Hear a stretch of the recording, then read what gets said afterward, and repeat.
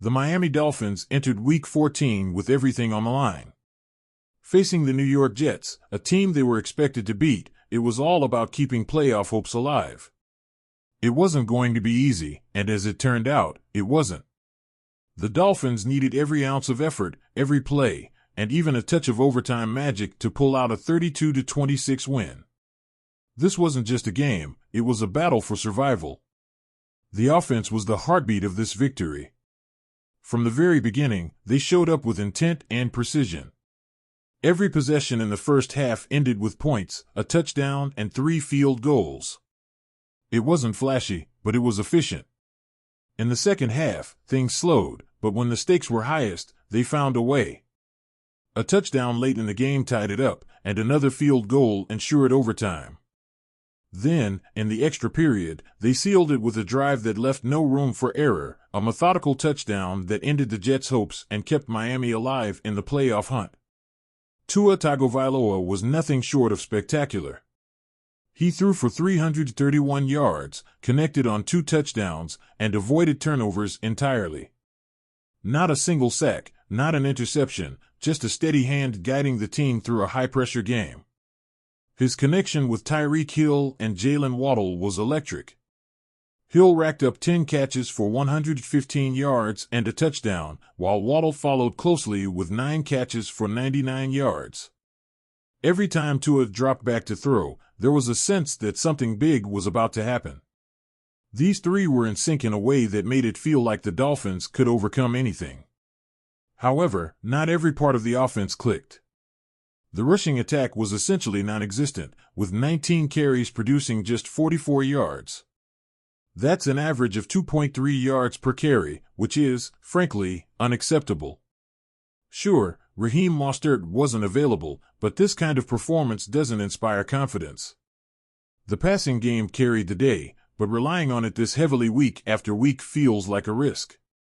On the other side of the ball, the defense was a roller coaster ride that never quite reached a safe conclusion. They were fortunate the offense kept them off the field in overtime, because if the Jets had started with the ball, it's hard to say how this game might have ended. Aaron Rodgers, a quarterback who has struggled all season, looked far too comfortable. He threw for 339 yards, completed 27 passes, and added a touchdown. For a 41-year-old QB who has battled inconsistency, this game probably felt like a revival. The struggles weren't limited to Rodgers. The Jets' running game, even without Breece Hall, managed 83 yards and a touchdown on 21 carries. The Dolphins' defense seemed incapable of putting together a complete stop. They bent on nearly every possession, allowing New York to convert drives into points far too often. It wasn't just one issue either, it was a combination of poor pass coverage, inconsistent pressure on the quarterback, and missed opportunities. It's the kind of performance that raises serious questions about whether this defense can hold up when it really matters. Special teams, however, were a bright spot in an otherwise tense game. Jason Sanders came through when called upon, drilling 4 field goals and making up for some of the offense's missed chances. Yes, there was a missed extra point, which forced a late 2-point conversion, but Sanders still delivered when it counted. Punter Jake Bailey also deserves recognition for flipping the field with precision. 2 of his 3 punts landed inside the 20-yard line, and his longest traveled a booming 56 yards. Those moments gave Miami the breathing room they desperately needed.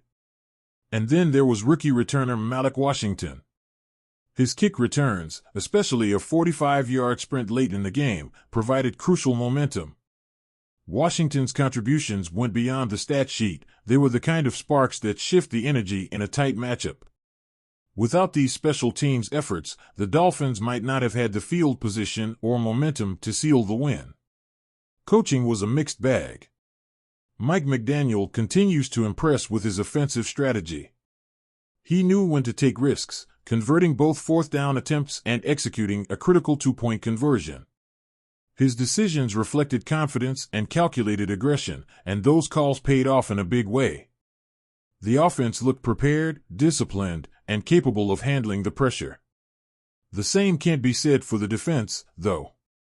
Anthony Weaver's unit struggled yet again, and the issues are becoming impossible to ignore. Rodgers and the Jets had too much room to operate, and the Dolphins never seemed to find an answer. This isn't the first time the defense has been outmatched, and unless changes are made, it won't be the last. This game wasn't a showcase of dominance or perfection, it was a fight. The Dolphins had to dig deep, overcome mistakes, and find ways to win even when the odds felt stacked against them. It was messy, nerve-wracking, and far from easy. But in the end, they did what they needed to do. For now, the dream of making the playoffs is still alive.